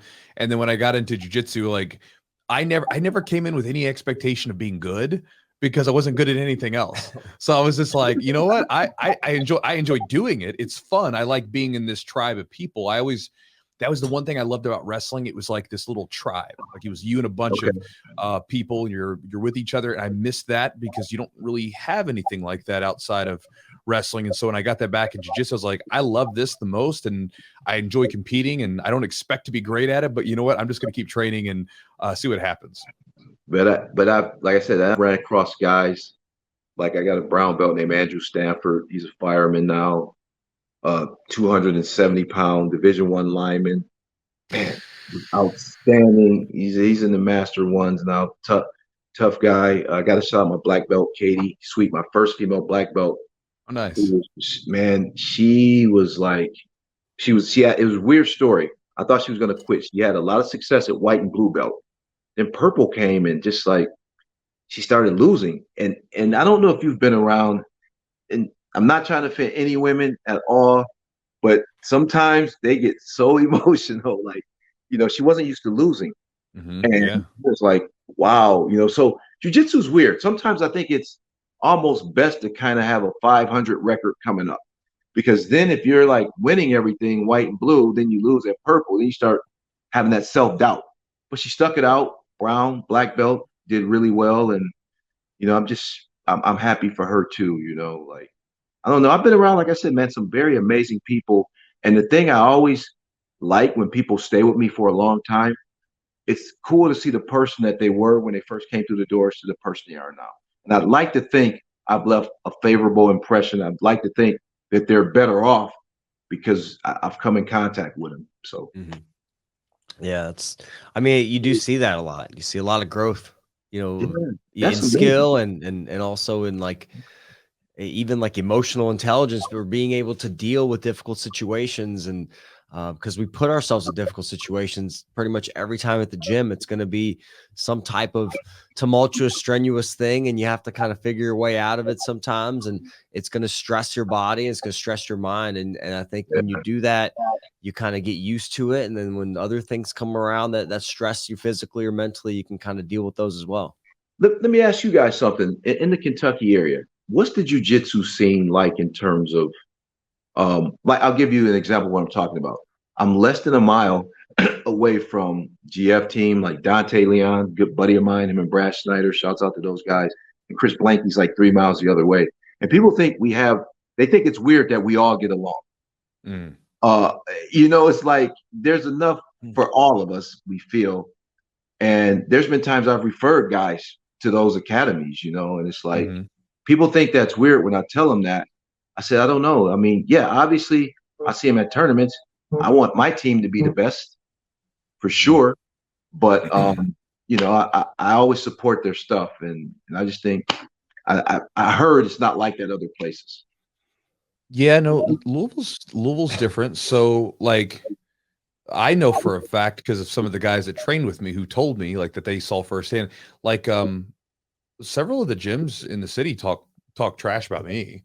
You know, that's jealousy though, Chewy. I mean, that's hate. I mean, well, it may be, but this is even before I was like the YouTube guy, right? This is back when I was just some random black belt down in the south end of town. You were doing what they were not doing or not willing to do. Maybe, but then there's some other gyms that I have great relationships with. You know, like for instance, sometimes I'll get a message from someone online and they'll say, well, I'm on like this far out or whatever, you know, and I'll direct them to a couple of the other gyms in town that I have respect for. And so I was like, you should go train with this guy, you know, because like there was one guy randomly met him at Costco, you know, and he was talking to me and he was telling me his work schedule and where he lived. And I told him, I was like, well, with your work schedule now, if it changes, you can come train with us. But right now, you're probably not going to make it out to my gym. Check out this one. This would be the next one that I would go to. And so there's several gyms that we have great relationships with, and then there's several that we don't. So it's kind of like half and half. Maybe it's because we're smaller. Toledo's obviously smaller than Louisville, you know, so we don't have as many academies. But like I said, I'm close with guys up in Detroit Jiu-Jitsu as well. Danny Adjemi, Anthony Fawaz. Reason why I mention that, like I said, I have a tournament every year called the Buckeye State Grappling Championships. Okay. And last year we drew 421 competitors, which is a lot for our little region. That's a good size. And everybody, man, every year, everybody supports. All the schools come out, and it's just like, now, obviously, I like to talk junk, and I'm always teasing the guy. Yeah, we want to win. You know, I think I'm the best, and they think they're the best. We say a joke, like Chris and I have a joke, literally. He was like, you know, we're rivals in a good way. I said, Chris, you're rivals because you're tired of losing to me. It's not a rival. You got to win. So, you know, that's clearly not the truth. You know, Chris. Of course. You're having fun. Champions, but I like to mess with him all the time. You know what I mean? I just think that's what's unique to our area. Like if they're having a seminar or something, I'll send my students because I'm not an insecure. I always tell people, if somebody's teaching better jiu-jitsu than me, I'll close my doors up and go there. That's how confident I am. I know it sounds cocky, but I like to send my guys, hey, do you mind if I go to this seminar?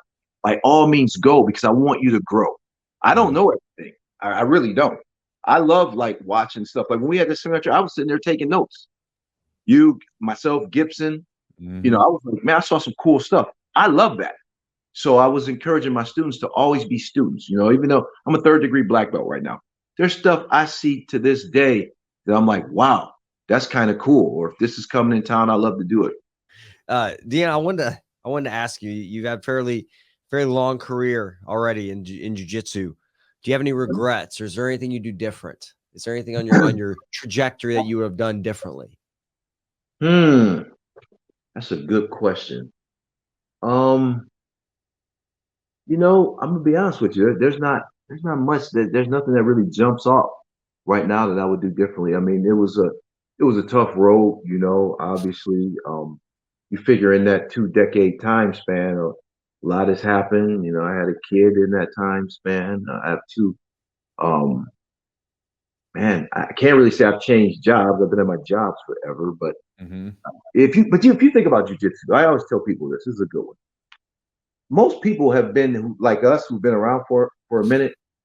You've probably had, if you're not married, you've probably had more girlfriends. I mean, what have you really been dedicated to? If you think Mm-hmm. about jiu-jitsu this way, this is how you know you love it. It keeps beating you up, but you keep coming back to it. Now, if a girlfriend dumps you, you know what I mean? Jiu-jitsu's still there. Yeah. You know what I mean? So that's the Yeah. one thing, the one constant in my life has been jiu-jitsu. But like we say, but I think it has helped in terms of other things. We all say this, but I believe it. I think it's given me a confidence. I was a pretty confident guy going in, but now it just helps you so much, man. And this the people I've come in contact with. I keep going back to that because it's important to me. Because as you get older, you find out, man, relationships matter. I'm closer with some people in my academy than I am with relatives. Mm-hmm. And I think most of you guys can say that. There's things that, in that time span, you go through things in life. Life has its ups and downs, but, I've had some friends to get me through some things. For example, my sister had passed right before I was doing the New Orleans Open last year. And my mind, it was terrible. I wasn't there, but, they encouraged me at the gym. I went out there and had a good time. I lost, but but I went out there and I was like, I wouldn't have had that had I not had people at the gym support me. So Mm-hmm.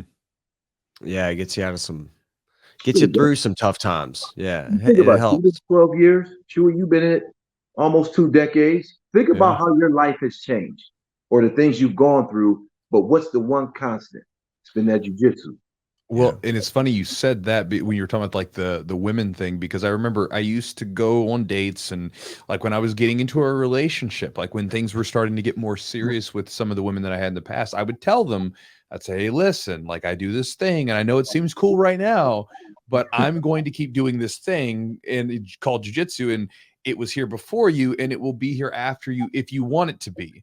I was like, so you gotta work with me. I'm not living this conventional lifestyle of like coming home and drinking beer and sitting on the couch. Like Right. I'm training, I'm doing something. And it always, most of the women, it would sound great. Like, I love that he's so passionate about it.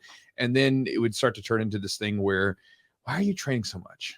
Like, I don't want you to train so much. I'm like, well, nope, that's not how this works. Like, I'll give you space to do your thing, and then I'll support you in whatever you do, but you got to support me in this because this is what I do.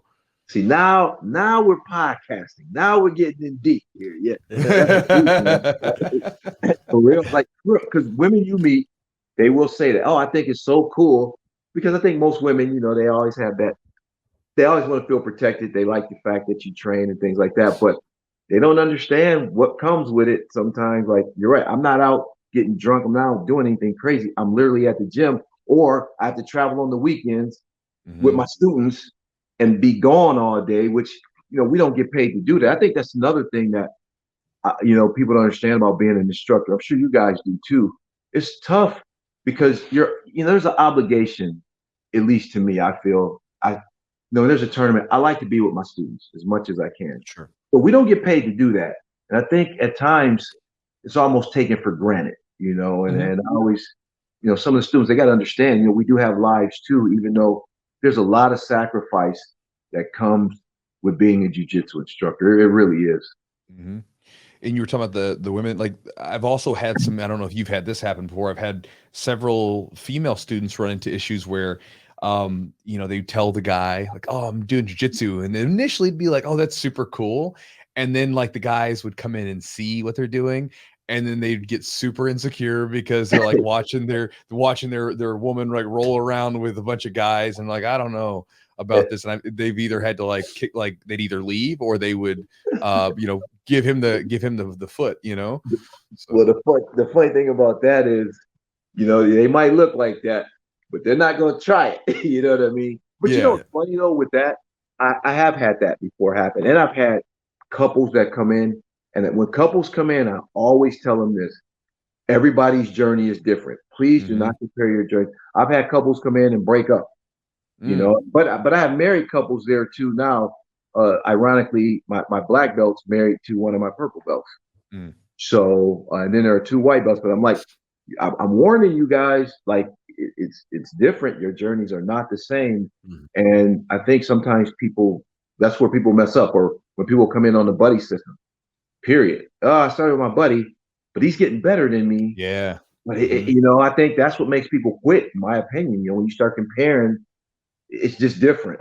But yeah, you're gonna get that, man, with those couples come in there, and women too. If they come in there and the guy's a little soft, and they kind of discover that, I've seen some relationships break up because of it. So it's kind of weird. And the women are now like, you got to think that we've got women's only classes at the gym. So some of these women are getting super tough, and they're getting confident. They're getting, to a place where they can, hold their own and beat some of these newer, if we've got some purple belts that are super tough. One, Madison, who's been at the gym forever. She's super tough. She can roll with anybody. And it's fun to see that. It's fun to see the growth of the women's program as well, which is really really interesting too, because I think that's awesome. Yeah, it's just great. It's everybody's getting, and then you got kids, and you see women getting into it, and then you got the kids getting into it. It's like you say, it wasn't like when you started and it was all like, I'm gonna show you, I'm gonna see if you can go through the fire to stick around, because that's kind of how it was, right? You get it put on you, and then if you can come back, then all right. But if you can't, we don't want you here. But it's not like that. It's a little more friendly now, and I think a little more inviting, which I think is good. Let's be honest, that was a terrible business model, for being completely honest, in terms of that. but one thing though too, that I speaking of business models, I'm still a stickler for promotion. Like I'm really big on you earning that. And one thing I'm gonna say, I'm not ever gonna water that part down. And hopefully our sport still can maintain that integrity. That's the one thing too that drew me to jiu-jitsu. I like the fact that I felt you had to earn it. Jiu-jitsu's always been built on, you have to show that the move works in live rounds. And that's one of the things that, I know a lot of people worry about as the sport grows in popularity. Are people going to start watering it down? And for the most part, I think we're doing a good job with that. But there's some places, let's be honest, there's some places, but I like to think we outnumber them. Oh yeah, I mean, I think there definitely are some schools, and I mean, anybody that's in the know of jiu-jitsu, like sometimes the gyms that are the watered down ones, because it just happens. You find out about it, or one of their guys will come train with you randomly, and then all of a sudden you're like, dude, how does this guy have a purple belt? He's terrible, and even like giving belts away online, I'm not a big fan of that. No. Just not my thing. I think that again, I can appreciate, trying to open up doors for people, but at the same time, I'm like, they're, like you said, to keep things strong, to keep the martial arts so it doesn't go the way of, say, watered down like striking arts, which happened in America, right? Where basically came McDojo, come in, get your belts, let's crank out the belts so we can just like rake in money. It's like, let's try to make some money so that we can keep our gym in together and support ourselves, right? But also let's try to make sure that we create people that are stronger mentally and physically, and they have realistic skills that will actually help them. Because let's be honest, if you're getting some stuff where if you're learning a martial art where you've never actually had someone try to put it on you, good luck ever trying to put it on someone, because as soon as someone grabs a hold of you, it's going to be freeze, because you're not going to know what to do. So I think jiu-jitsu will for the most part hang on to it, because most of us have such a distaste for the watered down type stuff. So I think that'll tend to be, and plus people, because we roll so much, the watered down people that go to the watered down schools, a lot of them come and trickle into other schools, and they feel bad about how bad they are. So then they're like, okay, maybe I need to change things up a little bit, That's so funny, man. You should say that. Like, I that's another thing. I mean, I think you said it best. There are guys that'll come in that'll be like, man, they're this belt. And then you're like, obviously you're not gonna, be rude to them, but yeah, of course. But you can tell, like, man, wow, you're not really this level. you know. But I think when that happens too, and they come to your place, I think your students appreciate you even more. You know, when they roll with them, when they see, and that's not to say there are some guys that have came in that you could tell, okay, you're this level. You might not be high at this level, but you're definitely this level. You know what's going on. But you know, your students say, "Oh, now I see why our system is the way it is." And let's be honest, not every gym. My gym isn't full of killers. There's 97 people on my roster right now. Now, is everyone a killer? Absolutely not. There's some people in there who may never win anything, but those guys continue to come. They show up. They support, and they're putting their time in, and they're trying. So those guys can get promoted too. Now it's going to be tough, but you know, I mean, like I said, so nobody has a gym full of killers now. We got top guys, but I don't think any gym has that. Well, and even the gym full of killers has the rest of the gym, the rest of the 95% who are just the regular people training, you know. I mean, and everything, you know, for a lot of us as coaches, a lot of things go into the mix where it's like you have obviously the skill during rolling, their overall knowledge and technical ability of being able to demonstrate a technique, but then there's also consideration to how old is this person, you know, because like for instance, I've got a young guy who's he's a 3-time NAIA wrestling champion, right? And he's a competitor, and the way that I'm going to judge him as he's coming up is completely different than say one of my guys, Drew, who's like he's a white belt, he's a college professor, you know, he's in his 40s, like he's not going two different paths in life. And so I've got to make sure I hold them to a standard that's good, but still not necessarily, it's not going to be the same for each other because they're going two different paths. Right. Agreed. I think you have to do that. And like I said, maybe the guy Drew, if he's consistent, he's trying, he supports everything. You can see his improvement. It's weird. And I'm sure you've seen this too. I have guys, man, who are amazing in the gym, and then I see him at the tournament. I'm like, is this the same guy? You're giving me problems. I look up, you know what I mean? It's just some guys too mentally can't shake that. So that's, I think as an instructor, that's the hard part. How do you pull that out of a guy? You know, where he can transition from the mat to the tournament. Some people just that's always been a struggle. Yeah, I think you know the key is reps. A lot of times, get them out there more often, and I think you kind of get acclimated to it. I think that's kind of a big thing, in my opinion, because I think some of these people that compete and are really good at competing, that's all they do, and they're doing it every weekend. So if you're kind of a every now and again, you know, competitor, it's going to be tough. It's because that pace is different, like you said. You know, the adrenaline's there. Yeah, it's a skill set. I always tell people this: you have to have a skill set. Teaching is a separate skill set. Competing is a separate skill set. Sure. So you have to figure out, you know, how to harness it. And let's be honest, there have been some guys who are great competitors, but can't teach. You know what I mean? There's some guys, you know, vice versa as well. So, you know, it's my job. I'm always trying to refine and develop that formula. How can I get the best out of these people? So that's my job, I feel, you know, to get the best version of you, because I know you can do it. So that's the ongoing battle. Yeah, in my head, I'm always thinking about, like, as far as how to make that happen. It's for me, how can I get this person to basically turn their brain off and just go? Because for me, like, when I think about me as a competitor, when I like, and it's, again, it's so hard to articulate exactly what that is, but when I compete, it's like I'm doing stuff, but I'm not even there. It's like my movements are just happening. I'm firing off. I'm going through my stuff, but I'm just not there. I'm sure you experience this in jiu-jitsu and in basketball, right? You're just, you're going through it.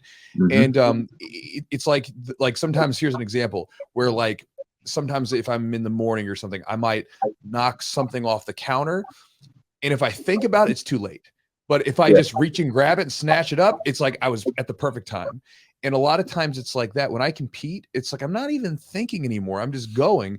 And it's like, how can I get the new guys or the people that are trying to compete, how can I get them to turn their brain off and go, be there, going after all their techniques and hitting them, but like turn off all the nervousness, turn off all the anxiety, just turn it off and get away from it. I don't know. That's to me, like, how can I make that happen? Because that's like my thing when I think about it. When you figure it out, make sure you patent that idea, because you're going to be a millionaire, and have me back. And matter of fact, throw me a couple thousand.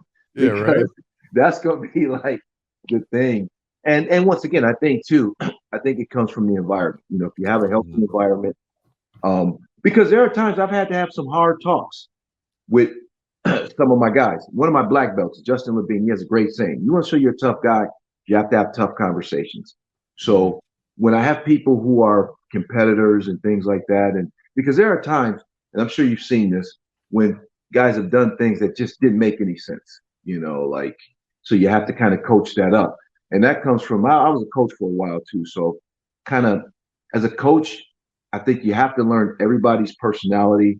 You know, there's a saying, you can't coach everybody the same, but you have to coach everybody fairly. So you have to figure out, how do I get that dynamic? How do I push this person's buttons? But at the same time, I don't want them to, I can't go too hard. But there are people you have to go hard on. Yeah. You know, but this, with that being said, I'm also a type of coach, when you do the right thing, I'm gonna love you up just as loud. So it can't be just, you know, I'm always being critical, because people are sensitive now. We live in an era, I'm a little older, so I don't kind of come from that era where sensitivity mattered. But I understand it, you know what I mean? So and I've been able to retain quite a few of my students, and that's what's cool about Facebook, because you can look back and say, "Oh God, okay, I remember when this guy was a white belt." Now, also looking at those pictures, there's a lot of people that's gone, but you know, I don't know, man. It's just something that I think that's what keeps us going, and it makes it fun, man. I just love what we do. Yeah, it's great. Jiu-Jitsu's been awesome. It's one of the best things I've ever done. And I do have to say, you know, about the buddy system, my friend Adam, who's also a black belt, me and him kind of started together. And if it wasn't for him, I don't know, like if I would, because we were in the process of changing gyms too. And that was kind of a little bit of an uncertain experience. So I think for him, you know, being someone that I kind of trained with, and we kind of always chased each other, I guess, but that was one of the things, you know, that I recommend to people. Have somebody, even though you can compare each other, you know, yourself to each other, but having a buddy there, you get someone you're accountable to. And I think you kind of push yourself at times when you're not feeling like you want to go train, or you're feeling a little bit kind of down. So I think it's having a buddy is kind of one of those keys that I think, you know, somebody that you kind of go through this fire with and do some of these difficult things with. You want to hear a weird story? So I have a purple belt. We're actually competing in that North American Masters next month, right? Purple belt. He and I started together, white belts together. Okay. Now he's my purple belt. His name is Joe Johnson. That's my buddy. And you know, it's cool. He will tell people the story. He was like, you know, we started at the same time. I stopped. You know, life got in the way or whatever, but he'll tell you, it was just an excuse. But Dion kept going. And now he trains up under me, which is humbling. But I have so much respect for that guy, because a lot of people wouldn't do that. You know what I mean? Like a lot of people are like, I don't want to do it. But he's been like, I think it's just awesome, you know, and he tells people, hey, stick it out. Trust me. Time goes faster than you think. He's like, I'm back training now. Just think if I would stay with it.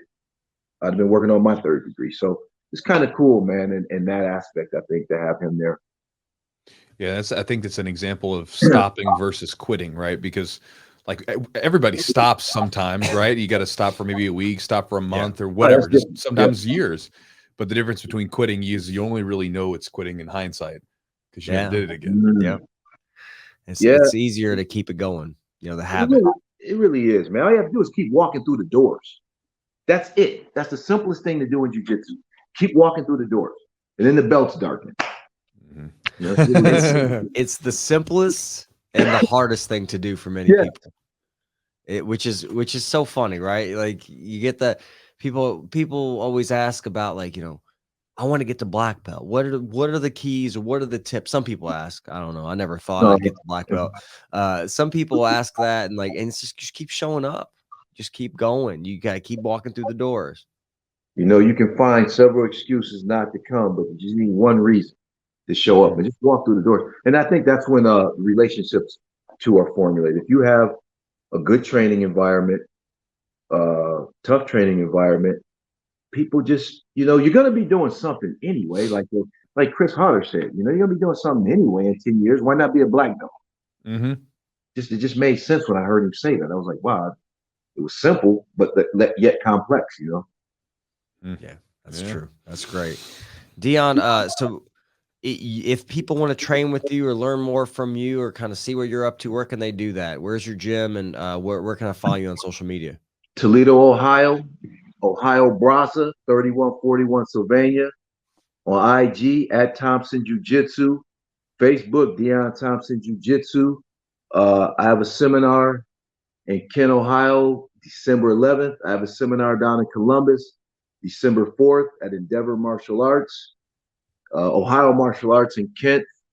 In January, I'll be in Livonia at Stronghold Jiu Jitsu. Don't have the date set for that, as well as Clyde, Ohio. Man, anybody, if you're this way, guys, come in, check us out. You know, we have a friendly environment. We're there Monday through Friday. Friday nights for me, I'm not there. That's when my basketball show typically. So I'm on TV for like 4 hours, talking crazy. But but there's always people at our gym, and I really would encourage you guys to just stop in. I really like the scene in Toledo. If you don't stop by my spot, stop over at GF Team, or I keep saying GF Team. I forgot Dante. They're Pedigo now. Stop over at their academy. Stop over at Chris Blanky's academy, over there too. I mean, it's some good jujitsu here, man. I mean, even our little town, we got some champions here. We got some cool guys. So, and I plan on making a trip to Louisville. Seriously, I have one of my best friends is getting married down there. He played at the University of Louisville. My son played at Ohio State and Indiana, so we kind of got some good athletic genes. But I'm going to be that way, probably for a wedding. I think he's getting married next year around July, June, or something like that. Okay. So I definitely will have my gi, and I'm gonna stop in there and see you guys, man. Yeah, well, hit me up before you make it down. We'll make a thing of it. Oh man, I would love to. Okay, sounds good. And thank you guys for having me on, man. Keep doing what you guys are doing. Awesome podcast. Like I said, you guys even have a little guy like myself in the whole realm of jiu-jitsu. I appreciate it. We're all a bunch of dudes, right? You know, so it is what it is. So I appreciate it, bro. Thank you, man. You guys take care. Hey, all right, guys. So hope you enjoyed that one with Dion. In case you missed the first one, 30 or 40% off is going on with Charlotte's Web right now. So I just want to make sure you understand it's super super discounted right now. So because I know some people are like, oh, they're doing the promos. I'm not going to listen to this anymore. Just Monday, just this Cyber Monday. So, as this podcast is released this morning, it will be there. 11/29, just only for one day, 40% off. Right. So if you're listening to us at 11/29, November the 29th, Cyber Monday, you can get it for 40% off by going to charlottesweb.com. Promo code is Jiu-Jitsu. You save 40% off the order. If you're doing this on November the 30th, it's too late. So too late. But again, if you want to check it out, it's never been a better time to try it. It's at a super discount. And again, I'm a big fan of it for training, for resting, for recovery, all that stuff. It's a part of my daily regimen. And it has been for that very reason. Just like we have to go stimulate ourselves with training and push ourselves, we want to make sure that we include as many tools as we can to help us recover and get back to training, because that's the important part. It's the offside to training. It's like an old bodybuilder told me years ago, you don't grow in the gym, you grow in the kitchen and the bedroom. The way that you rest and recover, the way that you feed your body when you're not inside the gym is the real place where growth happens. And it's the same thing with jiu-jitsu. You stimulate your body in the gym, but it's through the rest and recovery that allows you to come back the next day and, be better and more improved. So check it out at charlottesweb.com. Promo code is Jiu-Jitsu. Get that 40% off for Cyber Monday, if it still is. Also, thanks to Matt at Epic Roll for helping make the show happen. EpicRollBJJ.com is the website. It's a jiu-jitsu brand and apparel company for jiu-jitsu practitioners by a jiu-jitsu practitioner. If you want to check his stuff out, I'm a big fan of all of his designs and his gear. We'll be coming out with a jiu-jitsu rash guard and shorts coming up soon. Just kind of keep your eyes and or ears open for that, depending on how you're consuming this podcast. But EpicRollBJJ.com, promo code Jiu-Jitsu for 15% off the order. And then also, if you're interested in doing some odd object type lifting, maces, heavy metal stuff, or if you have any, I also say like this, if you have any sort of interesting sort of things that maybe could be made of metal that you would want to hire someone with. And I just say this because I know he's an artist, and he's actually in the process of making something for the podcast. Oh, cool. So yeah. So he's like, so the Pake, the guy that runs become-stronger.com he's an artist and he likes creating stuff. And so again, he gave us, Eugene and I, some maces to try, and the maces on his website are very affordable when you compare them to the normal prices of maces. Maces are generally super expensive, you know what I mean? And so these maces are reasonably priced, and they're heavy duty. So along with being loadable, you can load them so that you can vary the weight, which is kind of a handy thing. It's like having an adjustable dumbbell that you can use. So Sure. You can get one mace and you can have it for varying weights. Along with that, it's heavy duty. Like I took it out in the back of the gym. We had some pallets and stuff like that, and I just started bashing it against those. They were doing blacktop, redoing the blacktop, so they had all this stuff. Then I just started crushing it with the mace, and no problem with the welds. Welds are perfectly still intact. So again, it's a well-made piece of equipment that's heavy duty that can be adjusted as far as the weight goes. And again, it can be a fun implement to mix into the training regimen. If you're like me and you do a lot of traditional lifts and bodybuilding stuff or traditional strength training like I do, then again, it's something fun to throw into the mix just to kind of change things up and stimulate the body. But again, you can check it out at become-stronger.com. Promo code is Chewjitsu to save 10% on the order. And also, if you guys want to support the podcast, you can check out our Patreon at patreon.com/the Jiu-Jitsu podcast, along with chunks from every episode with the guests. So basically, you get to listen to the conversations about an actionable tip with hundreds of different grapplers and black belts from around the world. Along with that, you get Q&A episodes. I don't know why that was so hard to say, guys. I don't know. I had a brain fart, but you get Q&A episodes with Eugene and I where we talk about some of the questions that we've been asked from the Patreon members and podcast listeners. In addition to that, we also have some videos uploaded as well. But if you want to check that out, it's extra content that you can dig into, and it's helps support the podcast and helps the show keep going. So it's a win-win. You can get that at patreon.com/the Jiu-Jitsu podcast. And guys, if you haven't done so already and you'd like to check out the Chew Crew email list, you can do so by going to jujitsu.net/join, JOIN, and you can get access to 2 free ebooks that I give away. One is on building a jiu-jitsu game plan. One is on drilling strategies for improving your jiu-jitsu. Again, I'm probably going to take that down at some point and change up the offer that I'm going to give away, just because I think those 2 could actually be made into full-on products and with some videos and additional resources. And but they do work. The drilling strategies ebook is essentially the way that I got better at jiu-jitsu as a black belt, because I had to vary my training up depending on if I was rolling with blue belts or black belts or whatever. And I had to do those active drilling strategies a lot, which I listed in the book. And so does the game plan one. The game plan one, as I was saying at the beginning of the show, in case you missed it, I had a white belt at a jiu-jitsu competition competing against one of my white belts. He comes up to me afterwards and told me, "Hey man, thank you so much for all the help with all the videos. And by the way, I used your game plan guide." And he pulls it out of his gym bag and shows me the game that he read out for himself and used it at that competition. So it's a useful exercise. And so again, if you guys want to get access to that, you can join the email list, which I send a daily email, just a heads up, which you can unsubscribe from if you don't want to receive them. But you can go to jujitsu.net/join and become a Chew Crew member and join us. So anyway, guys, that is it. I hope you enjoyed the episode with Dion. Hope you had fun. Hope you gained some information from a person that's been doing jiu-jitsu for 22 years. So, yeah, he's wealth of knowledge, and it's fun to talk to one of the old school guys. One of the guys from the early 2000s, late 90s. So, guys, with that said, thanks for joining us on this Monday. Hope you're doing well. Talk to you next week.